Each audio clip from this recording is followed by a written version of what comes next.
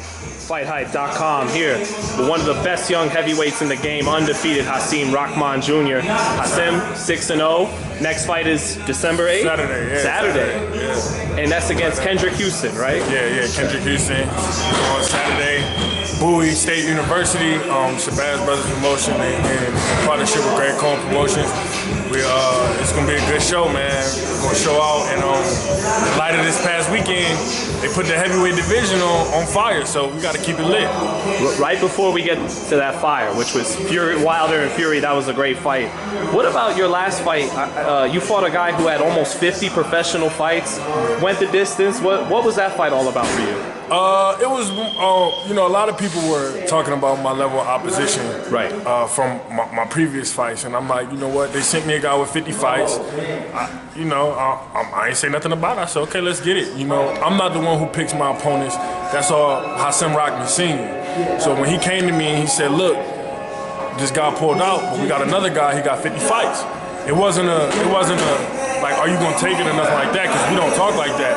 He just tells me the mission and we go get it. So he told me what the mission was. As far as the fight goes, man, them 50 fights came in handy for him. Every time I had him hurt or every time I landed a good shot, he would hold me or tackle me or spit his mouthpiece out or find a way to stop the action. And I picked up a lot from that fight, especially watching it over and over and over. It's like every time I had him, he would figure out a way to recoup himself right then and there. And that's just something you get with experience. You ain't gonna get that nowhere else. He knew how to survive. And with my lack of experience at only having 5 fights before, I wasn't able to put the pieces together to get him out of there. But I'm more than sure that if I was ever to get in the ring with him again, it'd be a short night. He had those veteran tactics. He had them veteran tactics, man. I was getting tackled and fucking, he kicked me. Me and my brother watched it on tape. He literally kicked me in my solar plex. Like, he did, I don't know what, besides a low blow, I think he did everything dirty in the book. I got hit with everything. I was thrown on the canvas. It was a real ugly fight, but I came out with a unanimous decision. So next fight, we're looking to go ahead and show out. What exactly is it when you're on the come up that makes a young fighter better fight to fight? Is it muscle memory or looking at different looks or working on, what is it? I believe it's just the work, man. When I see these guys, Deontay Wilder, Tyson Fury, Anthony Joshua, and I know what they had to do to get to where they at. I grew up in it. I know what it takes to hold those belts. So for me, I'm a whole different story than other fighters because I've already seen what it takes. So it's just at this point in my life, I'm 27 years old, I'm young. I believe I'm one of the most devastating punchers in the world, bar none. So it's just putting in the work, man. If I can fight the same way in the 12th round or even 80% of what I fought in the first round, I'm very hard to beat. And that's just how I feel about it. I'm a different story than everybody else. I'm happy you brought up story because in the heavyweight division right now, whether it's Wilder, Fury, or Joshua, they all have these great stories. We know what it is with Fury now, coming back from what he came back from. Wilder too. Joshua used to sell, weed, and now he's heavyweight champ. So do you feel like you got a special story behind you? Man, let me tell you something. My story is amazing, and it's not being done written yet. I was diagnosed with severe depression in 2013. Somebody died in a car accident that I was in. I had severe depression. I didn't make the Olympic team. I was down on my luck. No promoter wanted to sign me. I've been through a whole lot, a hell of a lot. And I went to prison. And that's what really changed my career around, changed my career for the better. It got my focus right. It got my family on my side. I got closer to my family. I hadn't talked to my dad for years before I had to go down, and that's my best friend now. So it brought us closer together. Actually, before I left, he told me I would be a 5-5. He said I would have been a 5-5 fighter if I would have never had to go away. So, hopefully at the end of 10 fights, I got a little bit better record than 5. Well, I'm already better than 5-5, but I'm trying to bring him that 10-0 so I can show him, like, I'm focused, man. I got the same drive that he did. I come from his nuts. So, shit, I got everything that he got in him, I got in me. When he tell me to bite down and go get it, I'm gonna bite down and go get it. Bar none, don't care who it is. He never cared. He fought the best heavyweights of his era, so I intend to do the same, but I intend to come out victorious every single time. And man, I want to just give you credit for a minute for battling through all of that and getting through and all that and being the 6-0 undefeated heavyweight you are right now. Thank you. But I want to ask, not to go back there, but how is it that you came out of prison a better man and not worse? Because a lot of people get worse in prison because I hear it's such an awful place.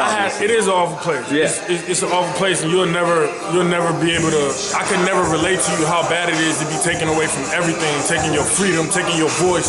You know, when you in prison, you technically a slave. That's in the Constitution. Slave labor, right? I was a slave for 2 years, 3 years, almost 3 years. So coming out that cell, coming out of everything every day, I knew what my purpose was. I knew that God didn't put me here to rot in a cell. He put me here to beat motherfuckers up. And I'm pretty damn good at it. And I ain't never been in the ring with somebody that was just so far superior to me, because at that point then I'ma quit. If I can't beat everybody, then there ain't no reason for me to even be doing this shit. And my father said that before he fought Corey Sanders, which was before the Lennox fight. And I'm starting to get that in me. Like, shit, if I can't be the best, then what am I doing it for? I wouldn't be boxing if I didn't think I could beat every single person. Especially being that heavyweight. I'm a heavyweight. I feel like I can beat everybody, and that's just me. So walking out that cell every day, I knew that this is gonna be over. This is gonna be over. I'm gonna get to the world. I'm gonna show the world how great I am. And when I do that, I'm gonna make it. I promise you. And then just to touch on your pops, man, how does it? You said you guys are best friends now, man. Yeah. How's that feel? That's my dog. How's that feel? That's my dog, man. I can call him about anything. It could be boxing. It could be my relationship. It could be anything. It could be kids. Like, I lost my son, man. I had to bury my son last year. See, these things that people don't know about me that I had to go through. And they don't know that I'm fighting for a whole lot. Because they might think, oh, he's the heavyweight champ's son. What's he got? You know what I mean? My father, that's my dog. That's my friend. But he don't take care of me and my brother. We take care of ourselves. Ben taking care of myself. Ben, my father stopped taking care of me when I turned 18, as you should. And I can't blame him for that, because that's what you should do. And you know, like I said before, it's a lot of pain that I've been through with my father, with my mother. I done been through, man, I done been through a lot. Like I said, man, I had to bury my son last year and turn around and continue fighting. And, like, these guys talking about all that they've been through. When you put your own seed in the ground and you have to keep fighting for him. My son with me every day. Rest in peace, Jibrail. My son with me every day. I'm fighting for him, and I'm never gonna stop fighting for him. So whoever wanna bring it can bring it. But me and my angel, we right here, we ready. Hey man, it's funny. It's not funny. It's interesting because Caleb Plant, who's also out here, he lost a child, and that's exactly what he says. It's a different kind of drive, man. That right. It's a whole different kind of drive. When it's 5 in the morning and I don't want to get up and go run, I have to. My son counting on me. When in the last round of my last fight, we didn't know what the judges. You never know what the judges are looking at. Right. So my father told me, you gotta pull this round out.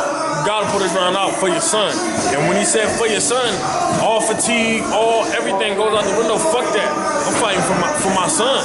He didn't even get a chance to breathe. My son didn't even get to take a breath. I'm fighting for him. I ain't fighting for nobody else. I ain't even fighting for myself no more. I'm fighting for my son. Because my son didn't get a chance to come here and show the world how great he was going to be. So I'm fighting for my son, and I'm fighting for everybody in my family.